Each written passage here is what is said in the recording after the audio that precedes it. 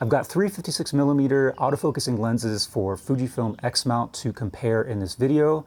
This is the Viltrox 56 f1.7, the TT Artisans 56mm f1.8, and the Fujinon 56mm RWR f1.2. Sort of a budget versus expensive lens comparison. Of course, the $1,000 Fujinon lens is going to be objectively better than the other two lenses in any number of categories. What I wanted to show on a practical level is that as a hobbyist or as an enthusiast, you really don't need to be considering spending $1,000 on a lens like the Fujinon versus $150-ish on the Viltrox or the TT Artisans, because as you can probably see throughout this video, that there's not an obvious advantage or an obvious improvement going to the Fujinon lens. When you're looking at a picture on a holistic level, you're not pixel peeping, you're not zooming in on it, and you're just sort of looking at these, especially on social media, most, if not all of the differences are going to be lost. And just so you know, Viltrox sent me this lens to make videos about, or a video about.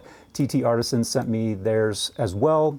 And then I purchased the Fujifilm myself, but neither Viltrox or TT Artisans have any input into whatever content I decide to make about these lenses. So I just thought it would be fun to sort of throw these all together and see how they compare. It's worth noting also that the Viltrox and TT Artisans are available for Sony E mount, and I believe also Nikon Z mount, Z mounts. If they're not available currently, I think they're going to be available for all three of those mounts. In particular on Fuji, there are a lot more 50 to 56mm lens options. You know, Fuji has several more that cover or kind of in this ballpark.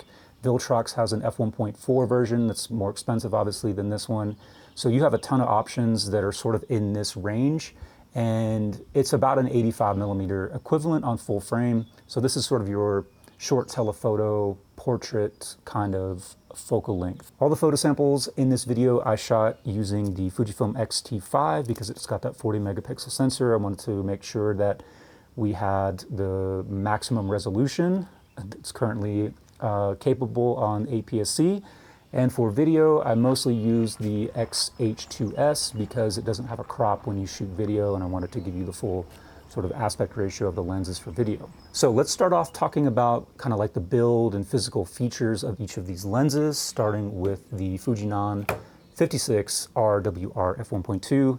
And of course, this is the newest version of this lens. A couple highlights: this has 11 rounded aperture blades. It has a minimum focusing distance of 0.5 meter for a maximum magnification of 0.14 times. It weighs 445 grams, which is just under 1 pound for all of us Americans, and it has a front filter size of 67mm. You can see also that it has an aperture ring, which is typical of all of Fuji's own lenses for the X mounts. It is only clicking aperture ring, it does not have a declicking option.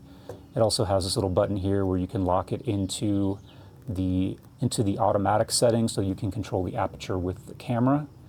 And you won't accidentally move that out of position. This is a weather-resistant lens, of course, given the WR designation. You've got the little gasket here on the bottom of the lens mount, but of course it's got weather sealing points throughout the lens. And it's, you know, obviously a really well-built and chunky lens, as is typical of Fuji's sort of Pro Series lenses. It comes with a deep cylindrical lens hood to keep out flares. You can see it obviously makes the lens quite a bit larger, but it does a really good job of knocking out flares. Okay, the TT Artisans is obviously much smaller. Doesn't have any of the physical features, no aperture ring on the lens like the Fuji does, no buttons or anything like that, so you just have the manual focus. It feels like an all metal built lens. It's got some plastic here inside, and then of course it's got a metal mount. You can see that it does not have a weather sealing gasket in here, so this one is not weather sealed. It has a 52mm front filter thread, so much smaller obviously, and it's got 9 aperture blades, a minimum focusing distance of 0.5 meter, so exactly the same as the Fujifilm. Depending on the mount of this lens, I guess the weight is a little bit different, but the range is 233 to 245 grams. or 0.5 to 0.54 pounds. The rear cap is kind of interesting on TT Artisan's lenses, or some of their newer autofocusing lenses. It has a USB port on it. It has some little metal contact points here, so it's, when you have it connected to the lens, then you can update the firmware on the lens with the cap. Lastly, here is the Viltrox f1.7, the smallest of the three, the lightest of the three, obviously. This is a 1.7 versus 1.8 versus 1.2. Just to reiterate, the build on this one, I guess it's plastic, but it's very similar, reminiscent to some of the Sony lenses, you know, either their standard FE or even their G&G master lenses, which are kind of have a plastic housing, but it's not a cheap feeling plastic. So I don't think you're necessarily getting shortchanged on the build with this one, just because it is plastic, but probably has more to do with probably cost savings, but also weight savings on this Viltrox. This also, of course, has a metal lens mount, no weather sealing, but the USB port here is on the bottom. This one has 9 aperture blades as well, a minimum focusing distance of 0.55 meters for a maximum magnification of 0.11 times. This one weighs only 171 grams or 0.38 pounds. Lens hoods on these guys are interesting. The Viltrox is this little pedal style hood, which is definitely more reminiscent of something you'd find on a wide angle lens as opposed to a sort of short to medium telephoto lens. And as you may be able to intuit, it doesn't do much of anything to control flares. It's just nowhere near deep enough to block the light coming into this lens to any great degree. And then the TT Artisans has this sort of rectangular metal screw-on hood, which you need to take off the cap to get that on. And this one also doesn't do a whole lot, and in comparison to what should be the kind of hood design that you get with a lens of this focal length.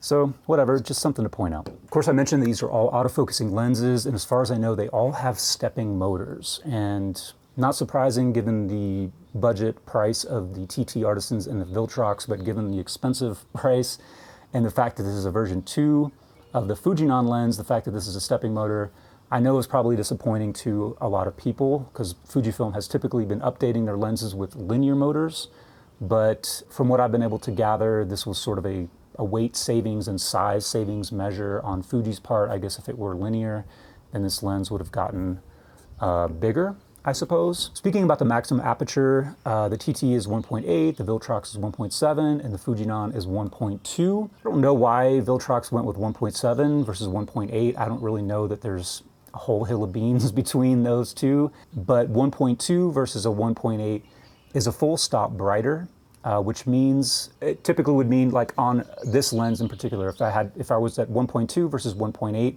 1.2 is letting in twice as much light. F-stops aren't exactly the same on different lenses. The f-stop is a measurement of an opening on a particular lens. It's not the same on every lens, but you know, sort of like in a general sense, you can sort of figure that the f1.2 is going to be about twice as bright as the f1.7 and f1.8 on the other two lenses. What does that mean? You know, if you're shooting in difficult scenarios in terms of lighting, then you're going to have an ISO value that is exactly half of these other ones to get the same exposure, which means you're going to have less noise, essentially, all of the things being equal. It also means you're going to get shallower depth of field on the Fujifilm, but given that these are 85mm equivalent lenses, at f1.7 and f1.8, you're going to get an extremely shallow depth of field as well, so I wouldn't worry too much about that. I didn't do like any rigorous sort of testing of chromatic aberration. I'll just show you some examples. Like here, you can see it on all three lenses. It's kind of similar. You're going to get some fringing around, you know, high contrast edges.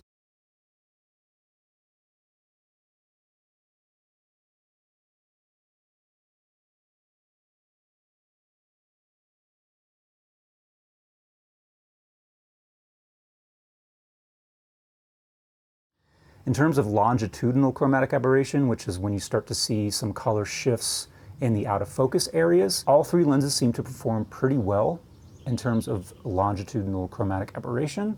No real problems, I don't think, on any of the three. Okay, let's take a look at Vignette. This is the 56 1.2, and this is at f1.2, as you can see here. We're just looking at the raw photo. So you can see what the vignette looks like here on the Fujifilm at 1.2. This is at f1.4. Pretty heavy vignette going on. Here's at 2. Starting to clear up a little bit, but still in the corners. At 2.8, it's mostly gone. Here at f4, f5.6, and finally at f8. So here's f1.2 on the right, and here is f8 on the left. So you can compare what it looks like wide open versus stop down to f8. This is the Viltrox f1.7. This is at f1.7, you can see here. And this is at f2, f2.8, f4, f5.6, and f8. This is 1.7 on the right and f8 on the left. I didn't do 1.8 on the Fujifilm for some reason, I'm stupid, but I did f2. On the left is f2 on the Fujifilm, and on the right is f2 on the Viltrox. This is f1.8 on the TT Artisans. Actually looks to have the least amount wide open. This is f2 on the TT Artisans, f4, excuse me, f2, f2.8, f4, f5.6, and f8 on the TT Artisans. Looking at out of focus areas, otherwise known as the B word, I just don't like saying that word. I don't know. I don't like jargon, and it feels like a jargony word to me. Whatever, it's just my thing. Not a big deal. Anyway, out of focus areas. I was expecting the Fujifilm to look a lot better or a lot more something. But I didn't really notice a huge something in the out of focus areas between any of these three lenses. They all looked pretty nice. Of course, the Fujifilm, again, can get shallower and can get more out of focus because it opens up wider than the other two. But looking at them all at 1.8, 1.7, they seem pretty similar. In terms of the shape of the out of focus areas, I think the Viltrox was the most cat's-eyed shape, and the cat's eye was sort of like across the entire image. Whereas on the Fujifilm, you see that sort of cat's eye or football shape on the edges, and then it would be more rounded or circular towards the center. The TT Artisans seem to have less of that cat's eyeing than the other two lenses. As you do stop down, of course, you will see that the Fujifilm is able to maintain a rounder shape through more of the aperture range, given that it has more blades. Flare performance. The Fujifilm is by far and away the best at controlling flare. Even without the lens hood, the Fujifilm does a much better job at not exhibiting noticeable flaring artifacts, but also in maintaining the contrast of the image. The Viltrox, I would say, is the next best at controlling for flaring, and the TT Artisans is abysmal. It loses contrast. You can see significant blooming of any sort of highlights or light sources in the image, and the lens hood doesn't really do much to help it. If you like really dramatic flaring, then the TT Artisans is going to be a good choice. TT Artisans is going to give you sort of a vintage kind of feel when it comes to flare.